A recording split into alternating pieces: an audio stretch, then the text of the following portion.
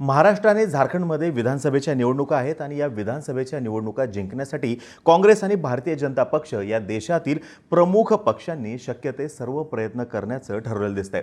काल महाराष्ट्रातील प्रमुख मुख्य वर्तमानपत्रांमध्ये तेलंगणमध्ये काँग्रेसने पूर्ण केलेल्या आश्वासनासंदर्भातली जाहिरात देण्यात आलेली होती। या जाहिरातीमध्ये शेतकऱ्यांना कर्जमाफी दिल्याचा मुद्दा त्यांनी हायलाइट केलेला होता आणि नेमकं याच मुद्द्याला धरून मोठ्या प्रमाणामध्ये राजकीय गोंधळ सुरू असल्याचं दिसून येतंय। टीका टिप्पणी होताना दिसते। मोठ्या प्रयत्नाने काँग्रेसने कर्नाटक आणि तेलंगणा या दक्षिणेतील राज्यांमध्ये सत्ता मिळवलेली आहे। ही सत्ता मिळवताना त्याने तिथल्या नागरिकांना काही आश्वासनं दिलेली होती। आश्वासनं अर्थातच महिन्याला इतके पैसे देऊ, बेरोजगार युवकांना इतके पैसे देऊ, सिलेंडरचे असे पैसे देऊ आणि वीज या संदर्भातले होते। काही दिवसांपूर्वी पंतप्रधान नरेंद्र मोदी यांनी कर्नाटकमधील काँग्रेसने तिथल्या जनतेला खोटी आश्वासनं दिली असा आरोप केला होता। कर्नाटक राज्य सरकारनं आश्वासन देताना राज्याची आर्थिक परिस्थिती विचारात घेतली नव्हती असं एकूण या आरोपांचा रोख होता। अशाच पद्धतीचे आरोप तेलंगणामध्ये असलेल्या काँग्रेसच्या सरकारवरती सुद्धा करण्यात आलेले होते। आता जनतेला जास्तीत जास्त गोष्टी मोफत देण्याच्या नादामध्ये तेलंगणा असेल, कर्नाटक असेल किंवा इतर कोणतेही राज्य असेल, या राज्यांची आर्थिक परिस्थिती ही डबघाईला आलेली आहे।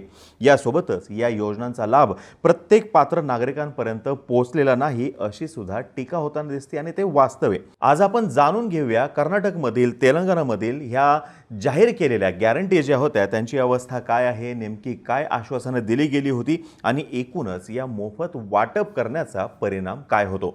नमस्कार, मी अरुणराज जाधव बोल व्हिडिओवरती तुम्हा सर्वांचं अगदी मनापासून स्वागत करतो। मोफत काही वाटप करण्यावरती आणि सबसिडीवरती मद्रास स्कूल ऑफ इकॉनॉमिक्सचे संचालक के.आर. षणमुगम म्हणतात, राजकीय पक्ष निवडणूक आश्वासनं म्हणून मोफत किंवा सबसिडी जाहीर करू शकतात, परंतु अशा निवडणूक आश्वासनांची अंमलबजावणी तेव्हाच केली जावी जेव्हा राज्याच्या अर्थसंकल्पाचा महसूल जो आहे तो वाढीव असेल। तथापि ग्राउंड लेवलवरती ते घडतं आहे ते म्हणजे राज्य सरकार या मोफत योजनांची अंमलबजावणी करण्यासाठी कर्ज घेतात आणि त्यामुळं राज्यांवरचा कर्जाचा बोजा वाढतो। आता विषयाची सुरुवात हे स्टेटमेंट पासून करण्याचं कारण म्हणजे 2-3 महिन्यांपूर्वी आलेली एक बातमी। हिमाचल प्रदेशचे मुख्यमंत्री सुखविंदर सिंग सुखू यांनी राज्याची बिकट आर्थिक स्थिती लक्षात घेऊन पगार आणि भत्ते घेण्यास नकार दिला। विधानसभेमध्ये त्यांच्या सरकारचे सर्व मंत्री 2 महिन्यांचे सर्व पगार आणि भत्ते घेणार नसल्याचं सुद्धा सुखू यांनी जाहीर केलं। याचं कारण आहे राज्याची आर्थिक परिस्थिती नाजूक आहे, पण हा त्याग जो हे नेते करणार आहेत यामुळे राज्याची आर्थिक परिस्थिती सुधारणार आहे का? म्हणजे फक्त यांचं 2 महिन्यांचं वेतन किंवा भत्ते याच्यामुळे राज्याची आर्थिक परिस्थिती सुधारणार आहे का? तर नाही। आणि अशीच परिस्थिती देशातील अनेक राज्यांची आहे। ही राज्य कर्जाच्या गर्तेत अडकली असून हिमाचल प्रदेश घ्या किंवा इतर राज्य घ्या, पंजाब घ्या, या राज्यांची कर्ज घेण्याची क्षमता जी आहे ती पूर्णपणे गेलेली आहे आणि आवश्यक खर्च पूर्ण करण्यासाठी यांना पुन्हा पुन्हा नवीन कर्ज घेणं भाग आहे। हरियाणामध्ये भाजपच्या विजयामागे त्यांनी दिलेलं आश्वासन असल्याचं म्हटलं गेलं, कारण निवडणुकीत भाजपनं हरियाणातील महिलांना दरमहा 2100 रुपये, शाळकरी मुलींना स्कूटर देण्याचं आश्वासन दिलं।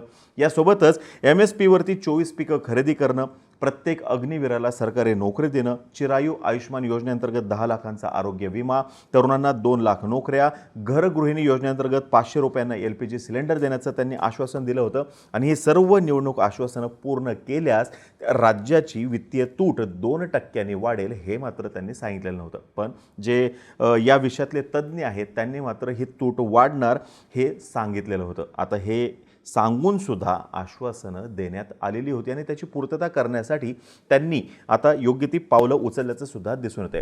2023 मध्ये कर्नाटकमध्ये भाजपला पराभवाचा सामना करावा लागला होता आणि या निवडणुकीचा धडा घेत भाजपनं मध्य प्रदेश, छत्तीसगड, राजस्थान, तेलंगणा या राज्यांच्या विधानसभा निवडणुकीमध्ये फ्रीबीजची आश्वासनं दिली। विधानसभा निवडणुकीमध्ये या फ्रीबीजचा काही राज्यांमध्ये भाजपला फायदा झाला तर काही राज्यांमध्ये काँग्रेसला फायदा झाला।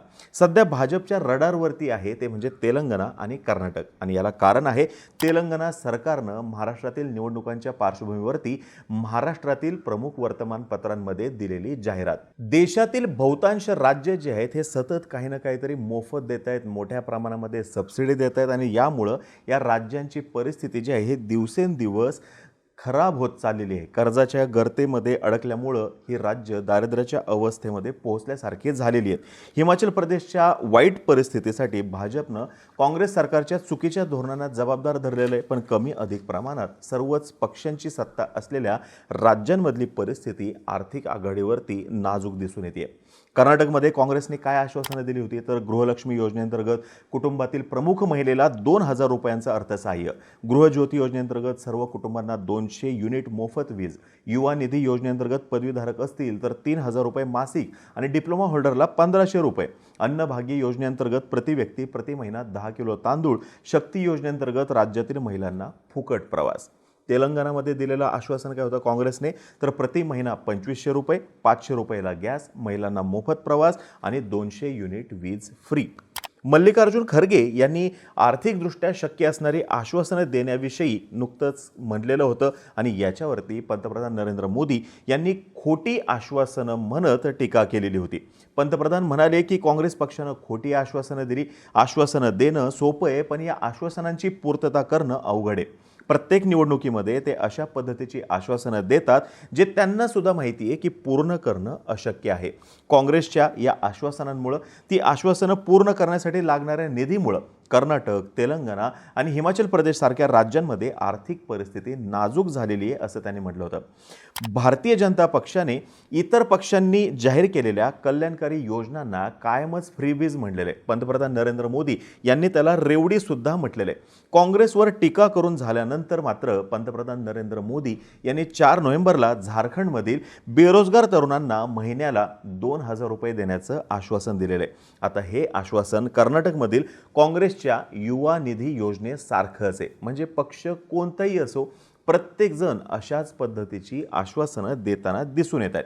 पंतप्रधान नरेंद्र मोदी यांनी जी काही टीका केली होती त्या टीकेवरती काँग्रेसचे शिवकुमार म्हणाले की आमच्याकडे पुरेसा निधी उपलब्ध आहे. आमच्या राज्याची आर्थिक स्थिती ही देशाच्या आर्थिक स्थितीपेक्षा निश्चितच चांगली आहे. आता हे झालं पॉलिटिकल स्टेटमेंट.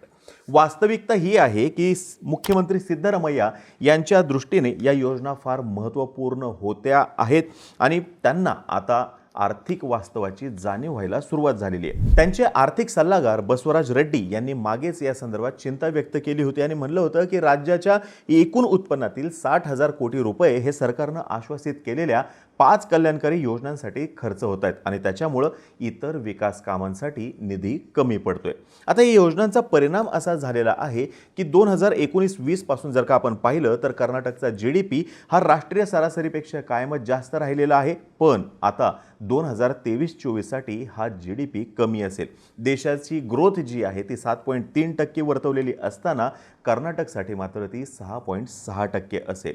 यासोबतच या राज्याचे एकूण फिनान्स जर का आपण बघितलं तर असं लक्षात येतंय की फिस्कल डेफिसिट वाढत चाललेला आहे. 2022-23 मध्ये कर्नाटकचा फिस्कल डेफिसिट हा GDPच्या 2.14% होता, जो की 2023-24 मध्ये 2.67% असेल आणि 2024-25 मध्ये तो 2.95% असेल. म्हणजे तूट जी आहे ती वाढत चाललेली आहे.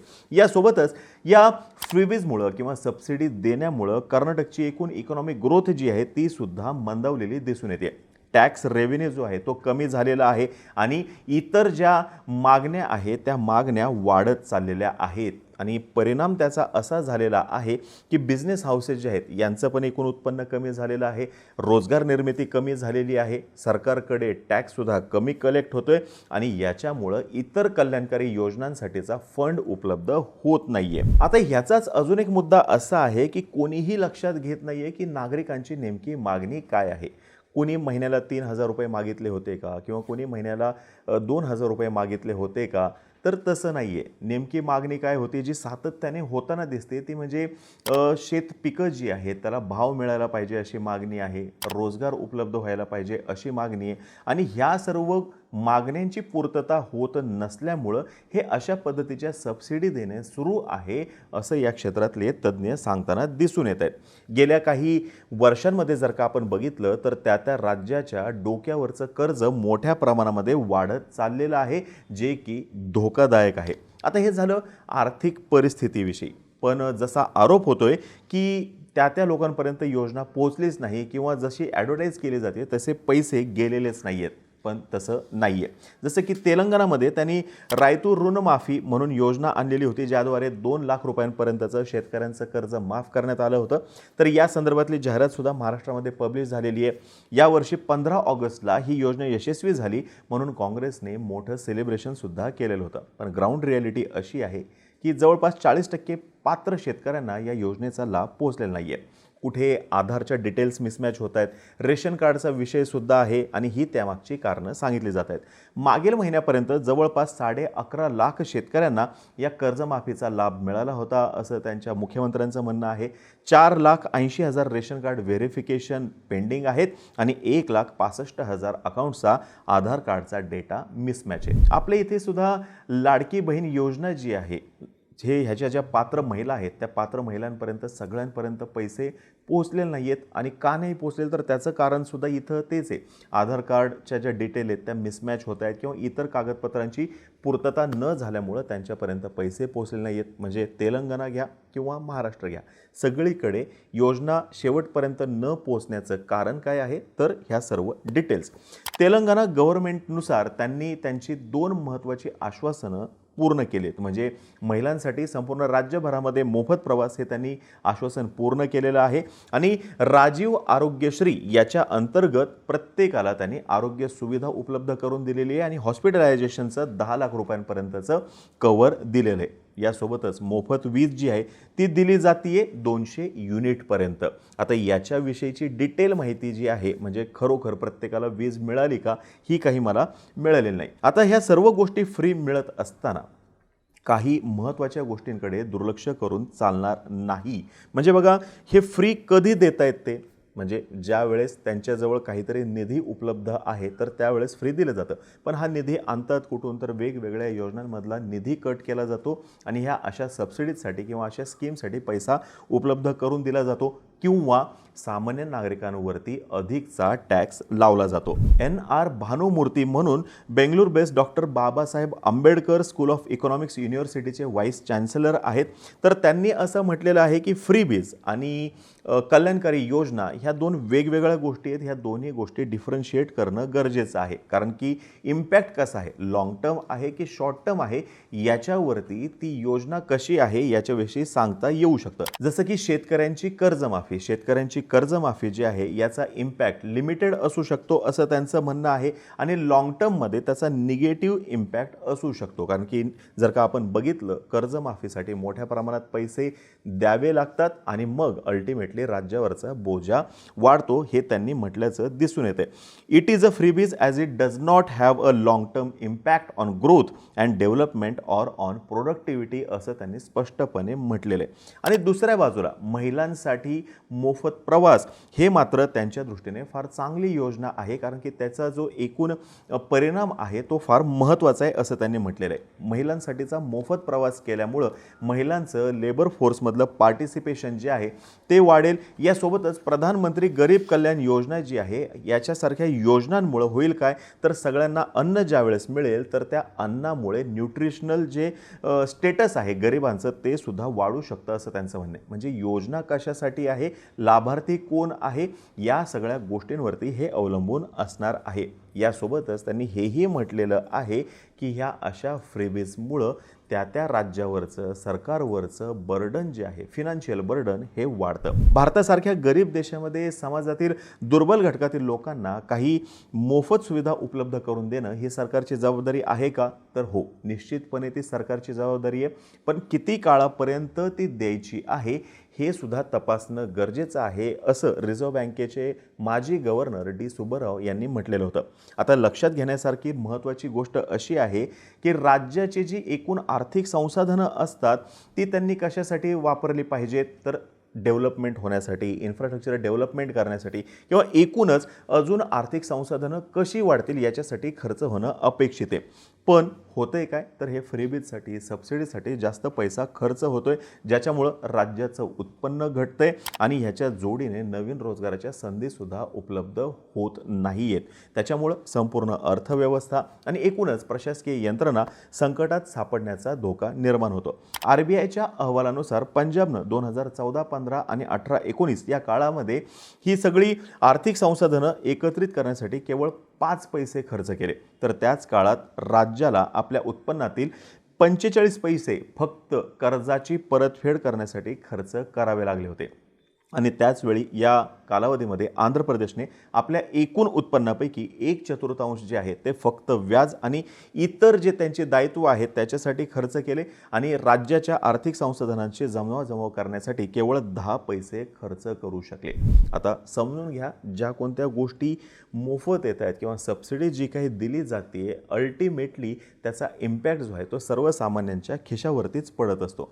आणि हे पैसे दिले जात आहेत किंवा फ्रीबी जे दिले जात आहेत तर हे पैसे जे आहेत हे सगळ्यांनी भरलेल्या टॅक्सचे आहेत. मग तो बिस्किट पुडा घेताना दिलेला टॅक्स असेल किंवा इन्कम टॅक्सचा पैसा असेल. आता ही माहिती जर का तुम्हाला आवडली असेल खाली कमेंट बॉक्समध्ये नक्की सांगा. तोपर्यंत आम्हा सर्वांची व्हिडिओ जास्तीत जास्त लोकांपर्यंत पोहोचवा आणि चॅनलला सबस्क्राईब करा तेवढं विसरू नका. धन्यवाद.